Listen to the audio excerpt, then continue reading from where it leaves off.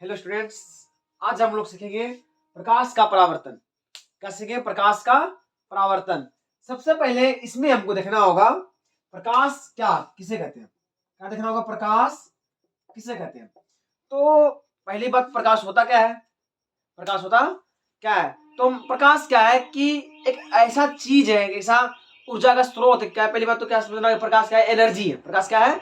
Energy है। अब किस तरह का एनर्जी है? तो ऐसा एनर्जी है जो क्या करता है, कि किसी भी वस्तु को देखने के योग्य बनाता है। क्या करता है? कोई वस्तु को देखने के योग्य बनाता है। जैसे कोई भी वस्तु है, रखा हुआ है, उसको किसी अगर प्रकाश नहीं हो, अंधेरा कर दे तो दिखता है नहीं ना। तो प्रकाश, पहली बात तो क्या है? प्रकाश एक ऊर्जा का रूप है। प्रकाश क्या है? एक ऊर्जा का रूप है जो किसी भी वस्तु को क्या करता है, जो किसी भी वस्तु को देखने योग्य बनाता है। क्या करता है? प्रकाश ऊर्जा का रूप है जो किसी भी जो किसी भी वस्तु को देखने योग्य बनाता है। देखने योग्य बनाता है। तो प्रकाश क्या है? पहली बात आप समझ गए होंगे प्रकाश क्या होता है। तो प्रकाश क्या है कि प्रकाश ऊर्जा का रूप है, एक एक फॉर्मेशन है, एक उसका क्या बोले, तो प्रकाश है एक ऊर्जा का रूप है जो किसी भी वस्तु को देखने योग्य बनाता है। देखने योग्य बनाता है। ठीक है। तो अब यहां देखिएगा, समझिएगा बात को। जैसे अब दो तरह के वस्तु होते हैं, एक प्रदीप्त, एक अप्रदीप्त। क्या क्या? एक प्रदीप्त और एक अप्रदीप्त।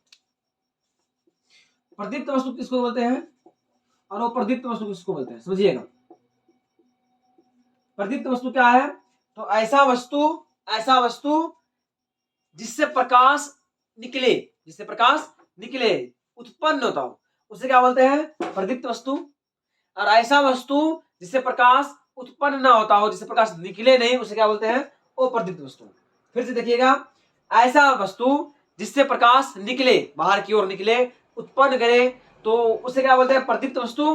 और ऐसा वस्तु जिससे प्रकाश ना निकले, उसे क्या बोलते हैं? अप्रदीप्त वस्तु। तो प्रदीप्त वस्तु क्या होगा? जलता हुआ बल्ब,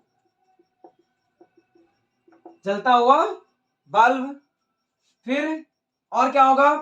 तो मोमबत्ती, जलता हुआ मोमबत्ती। फिर क्या होगा? तो सूर्य। फिर बहुत सारी चीजें हैं, जैसे कि मतलब कि वस्तु क्या होता है, जैसे कि प्रकाश उत्पन्न होता है। तो प्रदीप्त वस्तु कहते हैं किसको है? ऐसा वस्तु जिससे प्रकाश उत्पन्न हो, जिससे प्रकाश उत्पन्न हो, उसे उस वस्तु क्या बोलते हैं? प्रदीप्त वस्तु। और ऐसा वस्तु जो प्रकाश उत्पन्न ना करे, उसे क्या बोलते हैं? अप्रदीप्त वस्तु। इसमें सबसे इंपॉर्टेंट, सबसे फेमस एक क्वेश्चन आता है कि चंद्रमा क्या है, प्रदीप्त या अप्रदीप्त? चंद्रमा क्या है? चंद्रमा क्या है? चंद्रमा एक अप्रदीप्त वस्तु। क्या है? अप्रदीप्त वस्तु है। अब ऐसा क्यों? समझिएगा। आप बोल सकते हैं कि चंद्रमा रात में चमकता है, पूर्णिमा के दिन पूरा लाइट एकदम जगमग करता है, तो उसमें उससे भी तो प्रकाश उत्पन्न हुआ। तो एक्चुअल में होता क्या है कि चंद्रमा के पास अपना प्रकाश नहीं है। ये क्या करता है कि सूर्य का प्रकाश लिया और उस पर पड़ा और उसको रिफ्लेक्ट करता है, मतलब परावर्तित करता है। क्या करता है? परावर्तित करता है। और वही प्रकाश हमारी आंख तक आता है, जिससे कि हमको लगता है कि चंद्रमा से प्रकाश निकल रहा है। तो रियल में चंद्रमा के पास अपना प्रकाश तो नहीं है ना। तो क्या है कि चंद्रमा कैसा वस्तु है? वो प्रदीप्त वस्तु है, याद रखिएगा। चंद्रमा एक अप्रदीप्त वस्तु है। प्रदीप्त प्रदीप्त वस्तु ये हो गया, चंद्रमा हो गया। और इसका एग्जांपल, तो एग्जांपल कुर्सी, टेबल वगैरह वगैरह जितना भी चीज है जिससे कि प्रकाश नहीं निकलता है, वो सब क्या है? वो प्रदीप्त वस्तु है। वो सब क्या है? वो प्रदीप्त वस्तु है।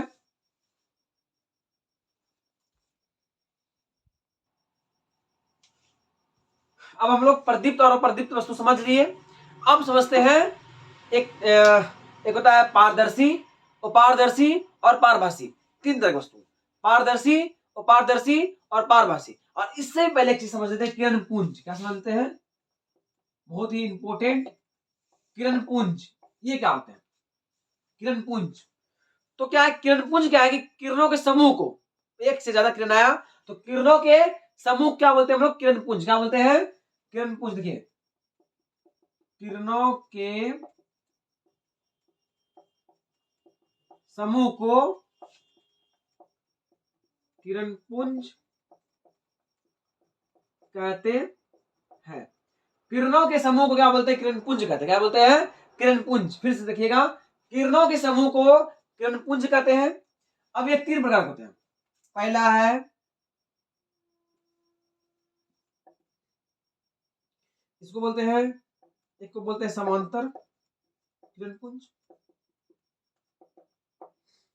दूसरा है अपसारी किरण पुंज, तीसरा है अभिसारी। क्या है, अभिसारी किरण पुंज, अभिसारी किरण पुंज। देखिएगा, पहला है समांतर, दूसरा है अपसारी, तीसरा है अभिसारी। अब आप समझिएगा थोड़ा सा, देखिएगा समांतर किरण पुंज किसको बोलते हैं। तो देखिएगा, अगर जितना भी किरण किरण आ रहा है, एक साथ बहुत सारा किरण का समूह आ रहा है, तो बहुत सारा किरण आ रहा है। अगर सारा किरण एक दूसरे के क्या है, समांतर है। क्या है, समांतर है। तो ऐसे किरण पुंज क्या बोलते हैं, समांतर किरण पुंज। क्या बोलते हैं, समांतर किरण पुंज। ऐसा किरण पुंज, ऐसा किरण पुंज जिसके सभी किरण एक दूसरे क्या हो, समांतर हो। इसमें लिखेंगे ऐसा किरण पुंज जिसमें जिसमें ऐसा किरण पुंज जिसमें जिसमें सभी किरणें एक दूसरे के समांतर हो। क्या कहते हैं, क्या कहते हैं, समांतर किरण पुंज कहते हैं। क्या कहते हैं, समांतर किरण पुंज। इसका डायग्राम यहां बनाते हैं इस तरह से। अब इसका एक बहुत बड़ा फेमस चीज आ रहा है कि अनंत से आती हुई प्रकाश की किरणें, अनंत से आती हुई प्रकाश की किरणें किस तरह किरण पुंज का उदाहरण है। तो जब सोचिए बात को, अनंत से आ रहा है, बहुत दूर से आ रहा है, तो बहुत जब बहुत दूर से आएगा तो हमको एक एक दूसरे के समांतर नहीं लगेगा। तो एक बात याद रखिएगा कि बहुत दूर से यानी अनंत से आते हुए प्रकाश की किरणें किस तरह का किरण पुंज बनाता है, समांतर किरण पुंज। कैसा बनाता है, समांतर, एक दूसरे के समांतर लगेगा। जैसे मान लीजिए यहां से शुरू हुआ, इस तरह से देखिए, इस तरह शुरू हुआ, ठीक है। लेकिन अभी आगे बढ़ते जाएगा, बहुत दूर आगे बढ़ रहा है, बहुत दूर। तो ये नहीं लगेगा कि ये दोनों एक दूसरे के समांतर ही आ रहा है, ये भी नहीं लगेगा एक एक दूसरे के समांतर आ रहा है। लेकिन बहुत दूर बढ़ा दिए ना, बहुत दूर बनाने पर क्या लगेगा, जिस तरह से कि पृथ्वी गोल है, लेकिन ये उसके सामने अगर हम लोग बहुत छोटा है तो हमको क्या लगता है, एक समान लगता है ना, समतल लगता है ना, सेम उसी प्रकार। तो यहां आप देखिएगा, एक बात याद रखिएगा, अनंत से आती प्रकाश की किरणें, अनंत से आती प्रकाश की किरणें समांतर किरण पुंज का उदाहरण है। याद रखिएगा, इसको आप लिख भी लीजिए, हम नोट ले लेते हैं यहां पे। अनंत से आती प्रकाश की किरणें समांतर किरण पुंज का उदाहरण है। किसका उदाहरण है, समांतर किरण पुंज का। ये नोट है, इसका एक नोट है, जगह यहां नहीं है, याद रखिए अनंत से आती प्रकाश की किरणें समांतर किरण पुंज का उदाहरण है। अब यहां देखिए अपसारी, अपसारी और अभिसारी दोनों का देखिए सेम है परिभाषा। आप देखिएगा सिंपल है। अपसारी क्या होता है कि क्या होता है, ये फैलता है। क्या होता है, फैलता है। और अभिसारी क्या होता है, जमा होता है, विस्तृत होता है। अपसारी क्या है कि एक बिंदु से फैलना शुरू, इस तरह से, इस तरह से क्या हो रहा है, एक बिंदु से आ रहा है, निकल कर चारों ओर फैल रहा है। जैसे क्या होता है कि बिजली का जलता हुआ बल्ब, बिजली का जलता हुआ बल्ब, तो वहां क्या होता है, कि क्या होता है, फैलता है। क्या होता है, फैलता है। तो क्या है, ऐसा किरण पुंज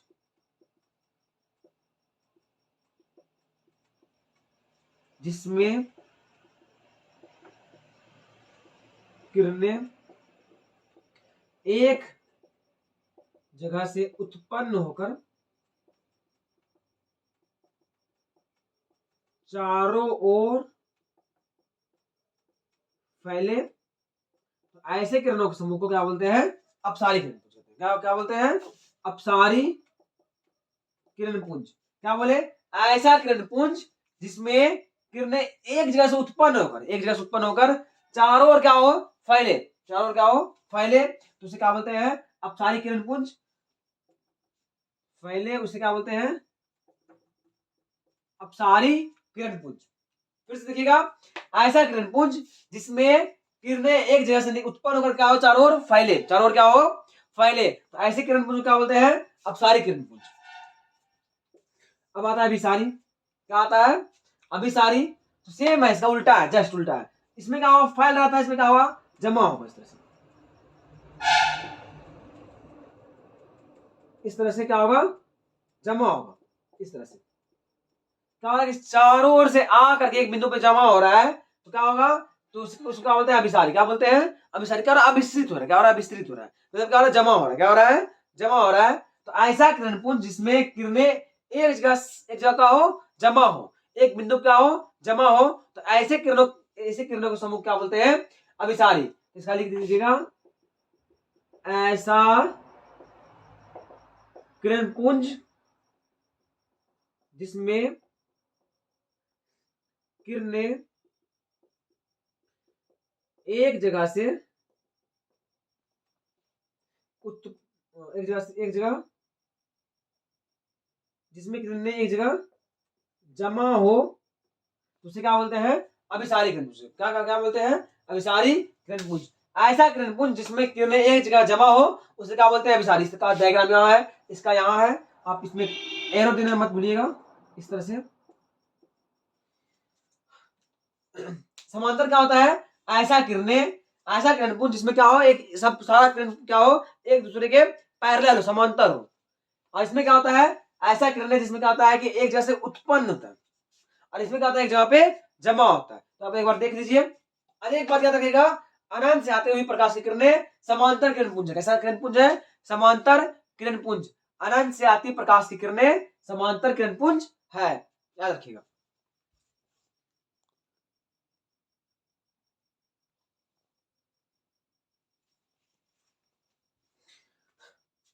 अब देखिए, अगर आप स्क्रीनशॉट ले लिए होंगे तो आगे बढ़ते हैं।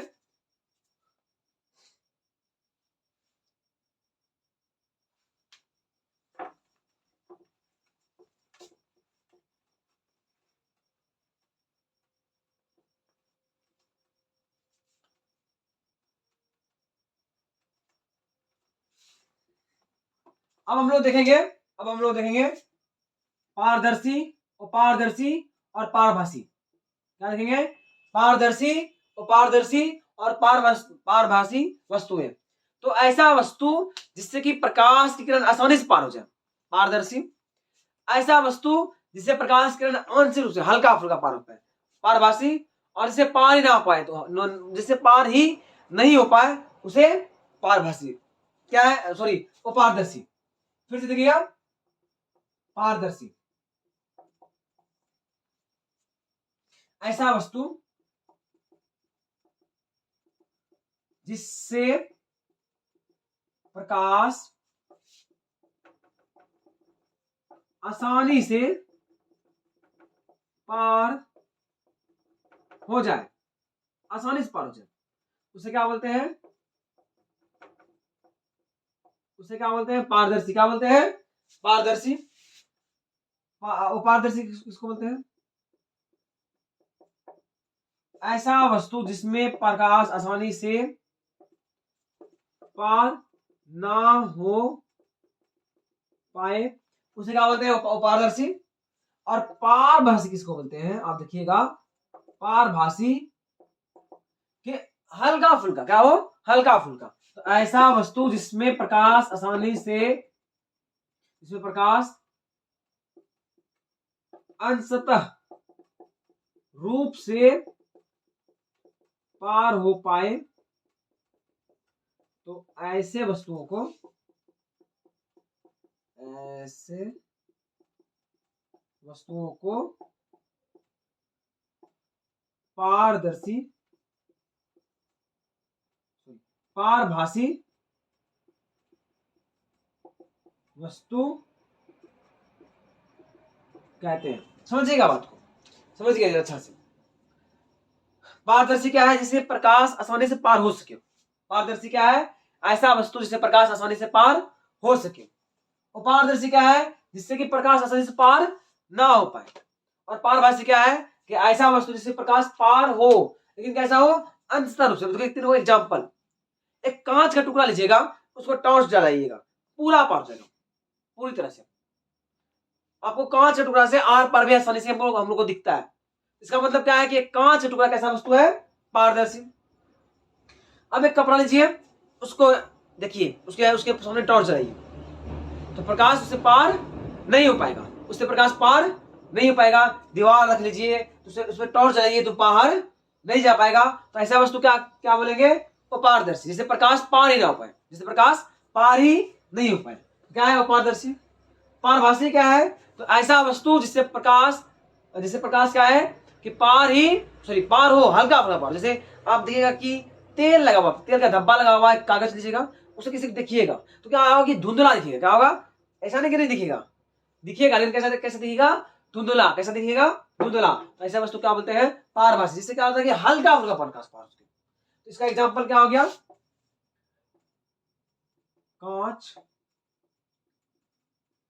का टुकड़ा, कांच ही बोलिए, कांच, पानी, और भी बहुत सारी चीजें हैं, जैसे हवा, हवा भी छोड़िए, बट कांच पानी ज्यादा अच्छा एग्जाम्पल है। फिर इसका क्या है? इसमें ले लीजिए कुछ भी, दीवार, शीशा, शीशा जो आईना बोलिए आप, दर्पण, इसी को दर्पण बोलते हैं। दर्पण, दर्पण में क्या होता है? दर्पण में पार नहीं होता है। दर्पण में क्या होता है कि टकरा के फिर वापस लौट जाता है। उसके दर्पण के पास शीशा के सामने टॉर्च लगाइएगा तो अब उल्टा आ जाएगा, पार पीछे नहीं जाएगा। तो पीछे जाना चाहिए, पारदर्शी क्या है? पीछे जाना चाहिए। जैसे कांच, कांच जैसे उसमें पार हो जाएगा, बट दर्पण में पार नहीं होगा। दर्पण कैसा है? अपारदर्शी। कैसा है? अपारदर्शी। पारभासी क्या है? तेल लगा हुआ कागज, इसका एक बहुत अच्छा एग्जाम्पल है। तेल लगा हुआ कागज इसका बहुत अच्छा एग्जाम्पल है। देखिए आप,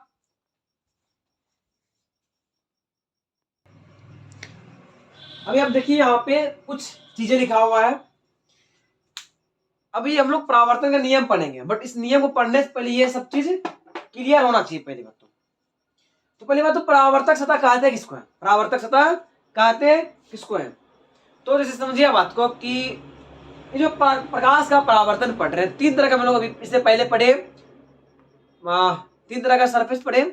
पहला चीज पढ़े पारदर्शी, दूसरा पढ़े अपारदर्शी, तीसरा पढ़े पारभासी। क्या पढ़े? पारभासी। तो परावर्तन की क्रिया किस तरह का वस्तु में होता होगा? सोचिए तो, पारदर्शी, अपारदर्शी या पारभासी, किसमें होता होगा? कमेंट कीजिएगा इसका जवाब आज, कि परावर्तन की क्रिया किस तरह के सरफेस में अच्छा से लगभग 99% मात्रा में, या फिर 100% मात्रा में परावर्तन होता है। 100 नहीं बोलिए, 99% मात्रा में परावर्तन परावर्तन प्रकाश का परावर्तन होता है। किस तरह की वस्तु में? पारदर्शी, अपारदर्शी या पारभासी?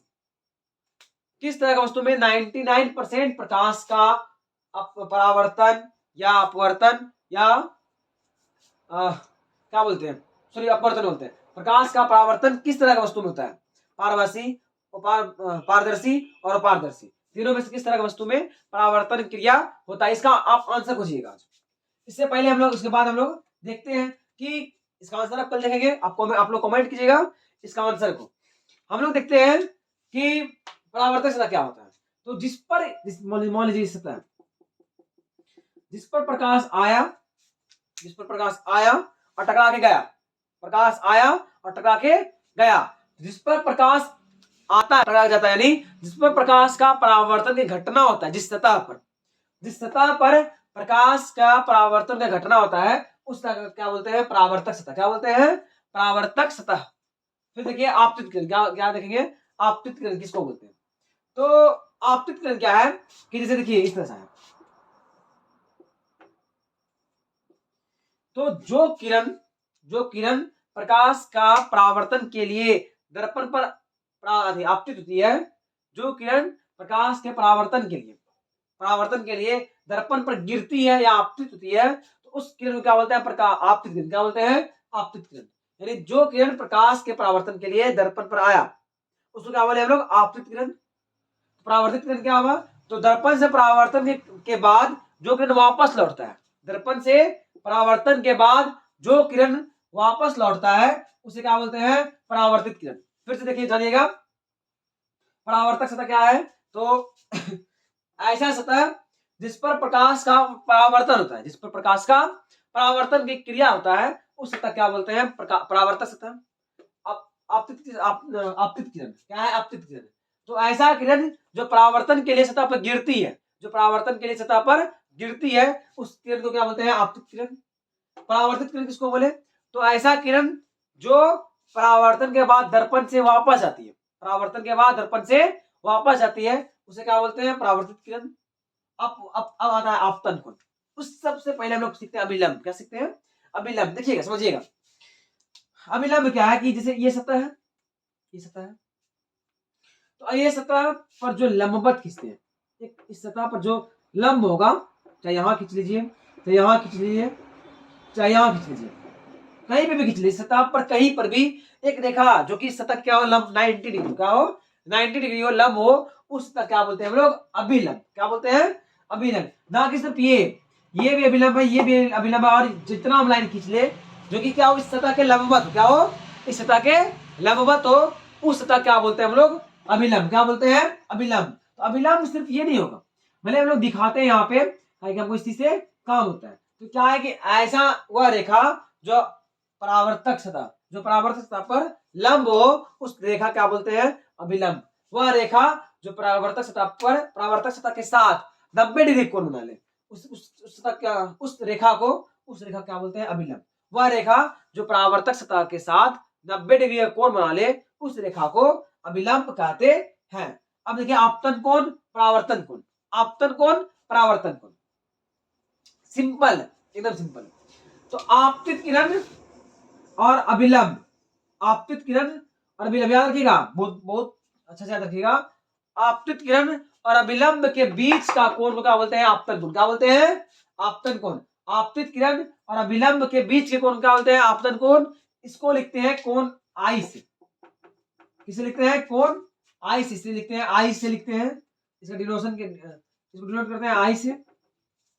परावर्तन कोण क्या है? तो अभिलंब और परावर्तित किरण, अभिलंब और परावर्तित किरण के बीच के कोण को अभिलंब और परावर्तित किरण के बीच के कोण को क्या बोलते हैं हम लोग? क्या बोलते हैं? परावर्तन, परावर्तन कोण। क्या बोलते हैं? परावर्तन कोण। अभिलंब और आपतित किरण के बीच के कोण को क्या बोलते हैं? परावर्तन कोण। इतना कुछ आप देखिए, इसका आंसर, इसका परिभाषा, परिभाषा लिखेंगे नहीं है अभी हम, परिभाषा लिख करके इस पर आप लोग भेजिए, भेजिए, हम चेक करेंगे। इस नंबर पे आप, इस नंबर पर आप फोटो सेंड कीजिए इसका परिभाषा लिख के। आपके पास पूरा दिन है, कल पूरा दिन है, फिर हम लोग फिर शाम में मिलेंगे। और आप एक काम कीजिए, लिखिए और बिना किताब देखे लिखिए, क्या पता सही हो, क्या पता सही हो। तो इस नंबर पर आप व्हाट्सएप कीजिए, परिभाषा लिखिए, और परिभाषा लिख के इस नंबर पर आप लोग क्या कीजिए? व्हाट्सएप कीजिए, और अपना नीचे में नाम लिख दीजिए कम से कम। तो क्या होगा कि वो पता चलेगा इतना लोग देख भी रहा है और हम लोग क्या हो रहा है? पढ़ रहे हैं। इससे पहले क्वेश्चन क्या था कि किस सतह पर, किस सतह पर किस तरह के, किस तरह के मतलब कि प्रकार, किस प्रकार के पदार्थ में 99%, 99% या फिर आप इसको बोल सकते हैं और घटाते हैं 95%, ठीक है, 95% तक का प्रकाश, प्रकाश का अपवर्तन हो जाता है, सॉरी परावर्तन होता है। क्या होता है? परावर्तन पढ़ रहे हैं। किस तरह की सतह में 95% तक प्रकाश क्या होता है? परावर्तित होता है। आपके पास ऑप्शन है परावर्तक सतह, सॉरी पारदर्शक सतह, उपारदर्शक सतह और पारभासी सतह। कैसा सतह? पारभासी सतह। तो आप देखिए किस तरह का एग्जांपल होगा। आप इसका आंसर कमेंट कीजिए और इसका आंसर व्हाट्सएप पे भेजिए, इसका परिभाषा लिख के, इसका परिभाषा लिख करके इस नंबर पर व्हाट्सएप पर आप लोग मैसेज कीजिए, फोटो भेजिए, हम चेक करेंगे। ठीक है, आगे देखते हैं, आगे देखते हैं। इसके बाद हम लोग अगर ये सब चीज समझ गए हैं, देखिए यहाँ पे ये था आपतित किरण, ये परावर्तित किरण, आपतन कोण, परावर्तन कोण, अभिलंब, परावर्तक सतह। ठीक है, अब देखिए अब हम लोग देखेंगे प्रकाश के परावर्तन का नियम। क्या देखेंगे? प्रकाश के परावर्तन का नियम क्या है। ठीक है, नंबर यहां लिख देते हैं।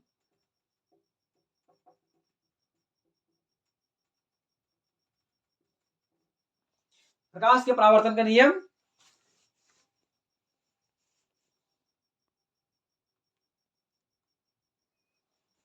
अभी हम लोग देखते हैं प्रकाश के परावर्तन का नियम क्या है। एकदम देखिए अच्छा से गौर से, प्रकाश के परावर्तन का नियम, तो दो नियम, कितना नियम है?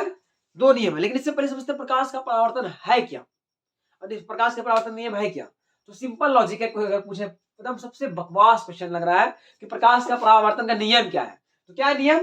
कि जिस नियम के अनुसार प्रकाश किसी सतह परावर्तक सतह पर आती है और टकरा कर वापस आती है, यानी प्रकाश परावर्तित होती है जिस नियम से, उस नियम को क्या बोलते हैं? प्रकाश का परावर्तन का नियम।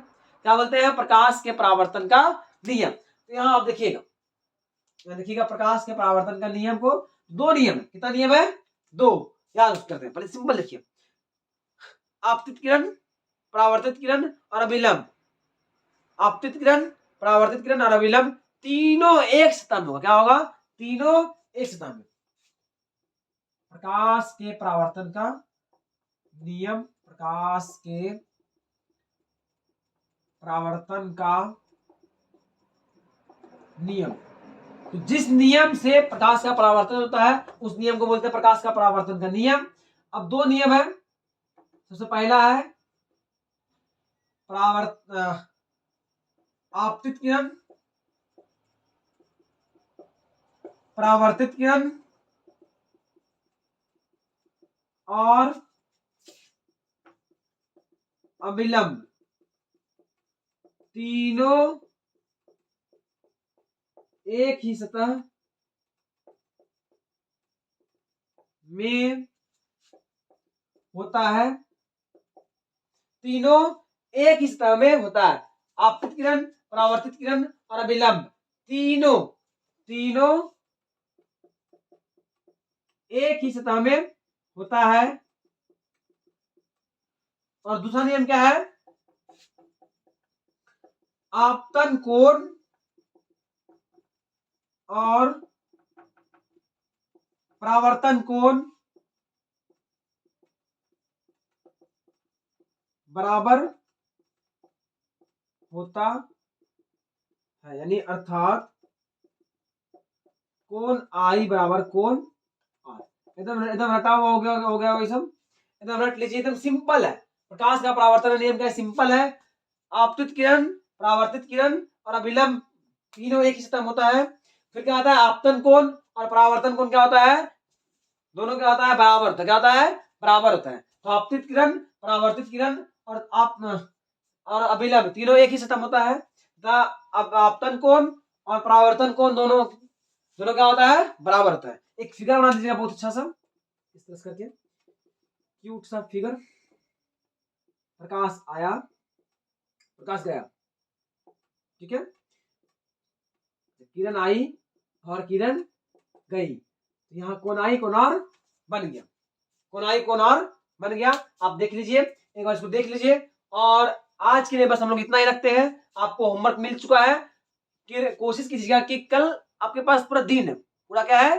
दिन है। आप दिन का यूज कीजिए। आप हमको इस नंबर पर अपना आंसर को भेजिएगा, जो परिभाषा है सबको जरूर भेजिएगा। और कोशिश कीजिए किताब से ना देखे, वीडियो देखे, उसके बाद बिना किताब देखे, बिना कुछ देखे ही लिखे, चाहे गलत ही काहे हो, चाहे गलत ही क्यों ना हो, आंसर लिखने की कोशिश कीजिएगा। उस पांचों का परिभाषा लिखने की कोशिश कीजिएगा और हमको व्हाट्सएप कीजिएगा इस नंबर पर।